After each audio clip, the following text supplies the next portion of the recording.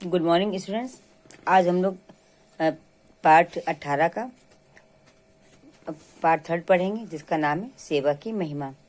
तो हम लोगों ने इसमें यहाँ तक पढ़ लिया था कि जो है सेवा की क्या महिमा होती है और सेवा का क्या महत्व होता है इंसान के जीवन में। और एक सेवा करने वाला जो व्यक्ति होता है, जिसे हम कहते हैं सेवक, वो कितना महान होता है। और एक पारस मणि की तरह उसकी कीमत होती है। एक पारस मणि की तरह वह व्यक्ति मूल्यवान होता है, क्योंकि सेवा वही कर सकता है जो व्यक्ति अपनी बुराइयों को दूर कर लेता है, अपने अंदर अच्छे विचार जागृत कर लेता है, ठीक है, और नीति का जीवन जीता है। तो अब हम लोग आगे पढ़ते हैं कि इसमें लेखक ने यशपाल ने कुछ ऐसे लोगों के बारे में बताया है, कुछ ऐसे सेवा करने वाले लोगों के बारे में उदाहरण यहाँ पर दिए हैं। तो इसको हम लोग आगे जो है पढ़ते हैं कि अबू बिन अदम भी एक बहुत बड़े जो है सेवा करने वाले व्यक्ति थे। और उन्हीं की ये कहानी है कि अबू बिन अदम की कहानी शायद आपने सुनी होगी कि एक रात को वह अपने कमरे में सो रहा था।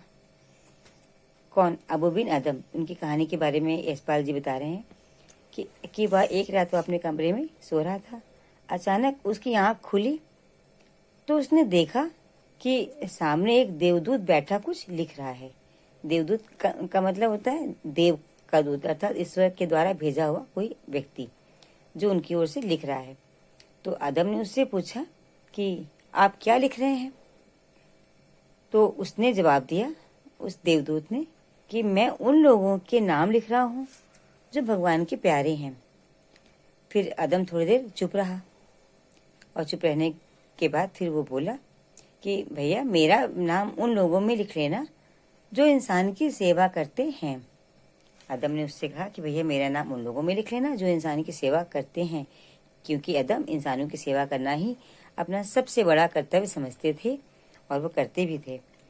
तो देवदूत चला गया और अगले दिन जब वह लौटा तो उसके हाथ में उन आदमियों की सूची थी जिन्हें भगवान का आशीर्वाद मिला था। तो अबू बिन अदम का नाम सूची में सबसे ऊपर था।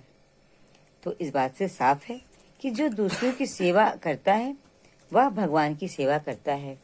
तो इसका अर्थ है कि भगवान उन लोगों को सबसे ज़्यादा जो है अच्छा समझते हैं, या भगवान सबसे ज़्यादा या वो व्यक्ति भगवान के सबसे ज़्यादा प्रिय होते हैं जो कि इंसान की सेवा करते हैं।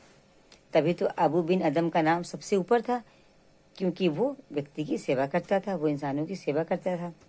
तो सेवा करने का एक अपना ही आनंद होता है। एक बार सेवा करने की आदत अगर पड़ जाती है तो फिर वह छूटती नहीं है।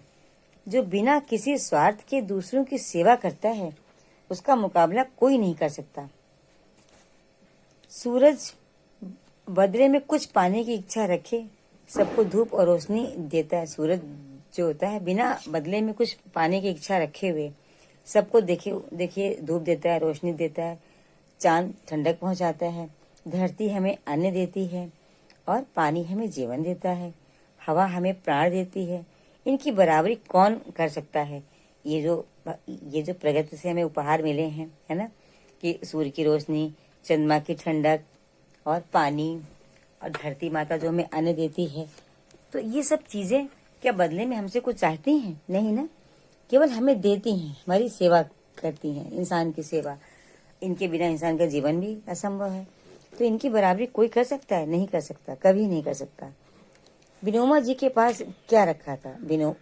विनोबा भावे जी की बात हो रही है कि विनोबा जी के पास क्या रखा था? ना धन, ना कोई बाहरी सत्ता, पर सेवा के जोर पर उन्होंने करोड़ों लोगों के दिलों में अपना घर बना लिया था।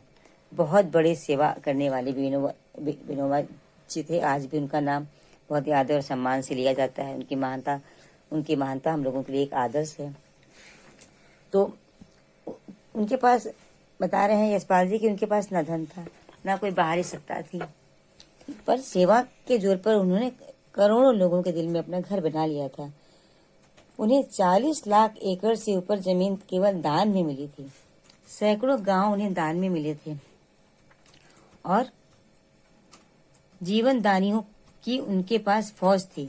मतलब ऐसे लोग जो कि उनको दान में बहुत सारी जमीनें और अपना पूरा पूरा जीवन दान में दे दिया, मतलब दे देते थे लोगों की सेवा करने के लिए कि हम भी आपके साथ लोगों की सेवा में लगे रहेंगे, तत्पर रहेंगे। तो यह सब कैसे हुआ? मतलब ये सब उनके पास इतना सब कुछ जो कैसे, उनके पास सब कुछ था नहीं। तो इन्होंने, तो वही इसमें इन्होंने देखिए आगे लिखा है कि सेवा के बल पर वर्षों पहले जब विनोबा जी ने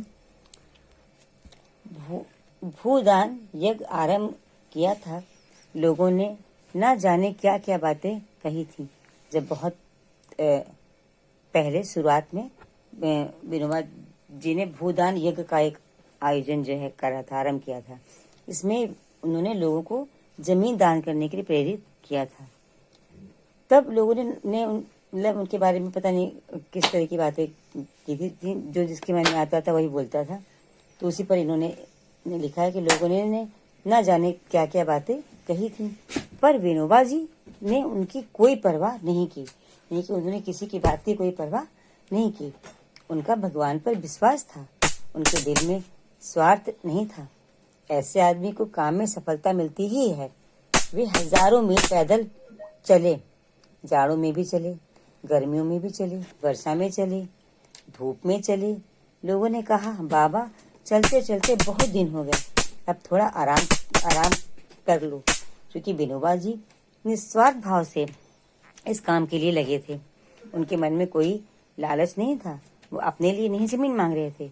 वे जिनके पास जमीन नहीं है, जिनके पास घर नहीं है, जो बेसहारा लोग हैं, उनके लिए, उनकी सेवा के लिए और उनके रहने के लिए वे जमीन मांगते थे और जमीन के दान का उन्होंने आयोजन किया था। तो चूंकि वे निस्वार्थ भाव से दूसरों की सेवा के लिए उन्होंने ये काम किया था प्रारंभ, तो भगवान सदैव ऐसे व्यक्तियों के साथ रहता है जो बिना किसी लालच के और निस्वार्थ भाव से कोई काम करते हैं। तो इसीलिए उन्हें अपने इस काम में सफलता मिली। तो जानते हैं विनोबा जी को क्या, कि विनोबा जी ने क्या जवाब दिया जब वो इस तरह से, मतलब गर्मियों में, जाड़े में, धूप में बिल्कुल चलते जाते पैदल और लोगों से कहते जाते अपने इस बात के लिए कि भाई आप जमीन अगर आपके पास ज़्यादा है, ज़रूरत से ज़्यादा है तो आप दीजिए, लोगों की सेवा हो सके, लोग इसमें जो बेसहारा हैं, जो बेघर हैं, वो रह सकें। तो इस तरह से वो घूम घूम के अकेले ही उन्होंने अपना ये चीज़ मतलब अपने प्रारंभ की।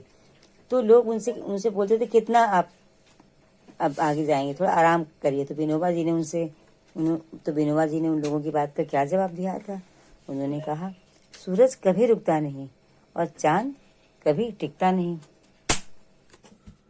नदी कभी थकती नहीं, मेरी भी यात्रा अखंड गति से चलेगी।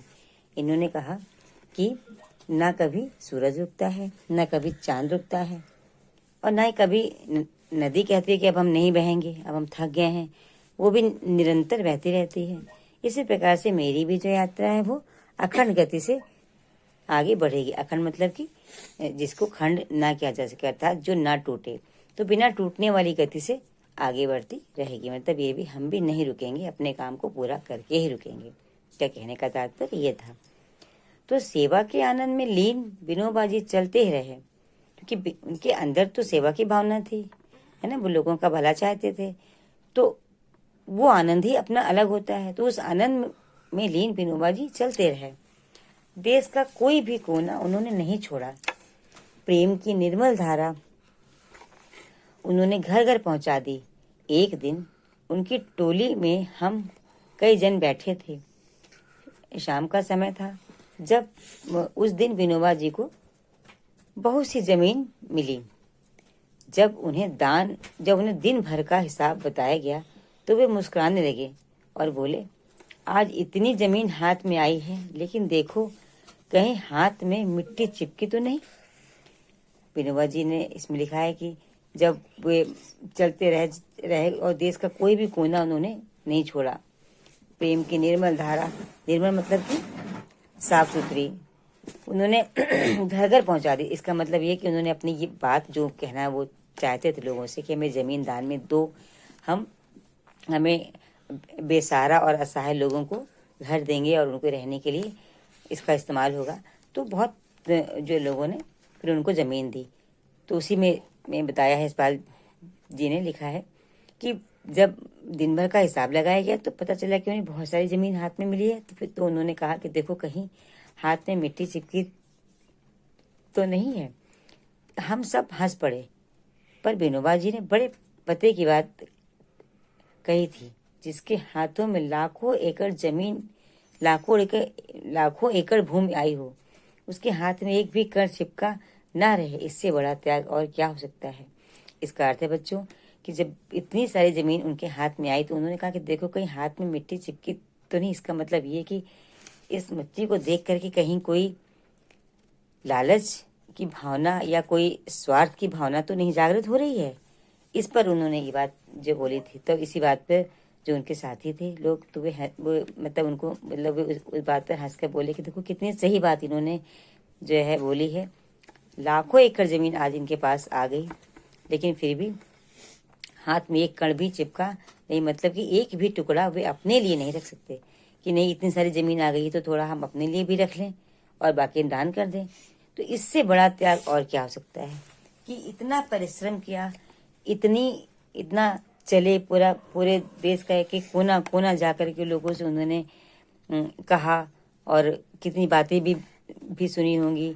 किसी ने मना किया, किसी ने दिया, और इन सब को झेलते हुए आगे कितनी मुसीबतों, कितनी कठिनाइयों को सहते हुए वे आगे बढ़ते रहे, लेकिन अपने काम में रुके नहीं। और जब उन्हें लाखों एकड़ जमीन मिली तो इसके बाद वो चाहते तो अपना थोड़ा अपने लिए भी रख सकते थे, लेकिन नहीं, क्योंकि उनके अंदर स्वार्थ की भावना थी ही नहीं। निस्वार्थ भाव से वो काम कर रहे थे, तो एक भी कण उनके हाथ में नहीं चिपका। इससे बड़ा त्याग और क्या हो सकता है। शरीर से दुबले पतले विनोबा जी ने सबको दिखा दिया कि इंसान से बढ़कर दुनिया में किसी का भी मूल्य नहीं। करोड़पति तक अकिंचन विनोबा के चरणों में सिर झुकाते थे।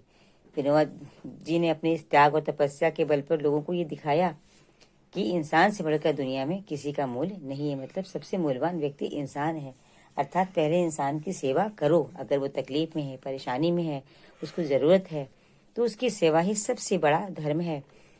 और एक करोड़पति के मतलब जो बहुत पैसे वाला कोई व्यक्ति है, वो भी विनोबा जी के चरणों में अपना सिर झुकाता था। अकिंचन का मतलब होता है गरीब, जिसके पास कुछ नहीं है। तो विनोबा जी के पास अपना कुछ नहीं था, लेकिन इतनी ज़्यादा करोड़ों एकड़ की लाखों एकड़ की ज़मीन उन्हें जो मिली थी, उसे दान में मतलब मिली थी। उनका अपना कुछ नहीं था, लेकिन सब उन्होंने दूसरों को ही दिया, अपने पास कुछ नहीं रखा था।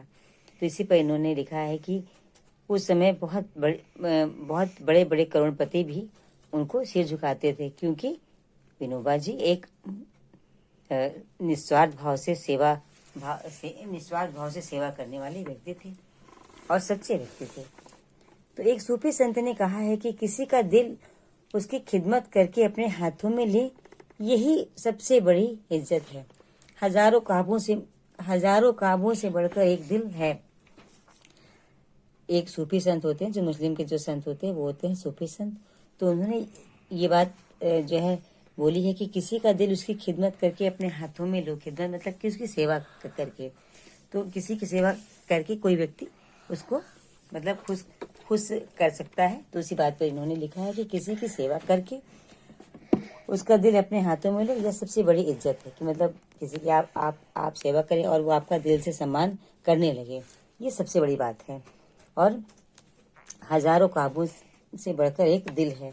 काबो मतलब ये इनका जहाँ पर ये लोग जाते हैं पूजा पाठ अपनी करने, वो होता है। हम लोग जैसे मंदिर जाते हैं तो वैसे लोग मुस्लिम समुदाय के लोग काबों में जाते हैं। तो वही उन्होंने कहा है कि हजारों काबों में बढ़कर, मतलब हजारों काबों में जाने से बेहतर है कि आप एक व्यक्ति की सेवा करें और उसका दिल जीतें। गांधी जी ने ना तो सेवा धर्म को अहिंसा और सत्य दोनों की बुनियाद माना। गांधी जी मतलब महात्मा गांधी जी की बात हो रही है। इन्होंने सेवा धर्म को मतलब कि सेवा को अहिंसा और सत्य दोनों की बुनियाद माना। अहिंसा और सत्य की बुनियाद है सेवा धर्म, मतलब यहीं से अहिंसा और सत्य आता है, सेवा धर्म से ही। उन्होंने कहा कि सेवा धर्म का पालन किए बिना मैं अहिंसा धर्म का पालन नहीं कर सकता। गांधी जी ने ये बात कही कि जब तक हम सेवा धर्म का पालन नहीं करेंगे, हम अहिंसा धर्म का पालन नहीं कर सकते। और अहिंसा धर्म का पालन किए बिना मैं सत्य की खोज नहीं कर सकता, और जब तक अहिंसा धर्म का पालन नहीं होगा तब तक मैं सत्य को नहीं ढूंढ पाऊंगा। तो सेवा की बड़ी महिमा है। धन से आप कुछ लोगों को अपनी ओर खींच सकते हैं, सेवा से ज्यादा लोगों पर विजय पा सकते हैं, लेकिन सारी दुनिया को तो एक सेवक ही जीत सकता है। तो सेवा की बच्चों, इस पाठ में हम लोगों ने ये पढ़ा कि सेवा की कितनी बड़ी महिमा है, कि सेवा की महिमा से आप पूरी दुनिया का दिल जीत सकते हैं। पूरी दुनिया आपको मानने लगेगी। धन से तो जो आपको कुछ ही लोग जानेंगे, पहचानेंगे, फिर धन क्या है, आज है कल नहीं है। लेकिन सेवा ऐसी चीज है कि अगर आपने किसी की सेवा की है तो वो हमेशा हमेशा वो आपकी सेवा याद किया जाएगा। जब तक ये धरती रहेगी, जब तक इंसान रहेंगे, जब तक आपकी बातें रहेंगी, तब तक। तो सेवा की बहुत महिमा है, और सारी दुनिया और जो सेवक होता है, अपनी सेवा करने वाला व्यक्ति, वो सबका दिल जीत सकता है, पूरी दुनिया का। तो बहुत ही अच्छा सा बच्चों, ये यशपाल जी के द्वारा लिखा गया ये बहुत अच्छा सा पाठ था, जिसको हम लोगों ने पढ़ा। और अब आप याद चैप्टर कंप्लीट हो गया है। इसका काम करने के बाद पीडीएफ बना के आप मुझे भेज दीजिएगा। Okay, bye.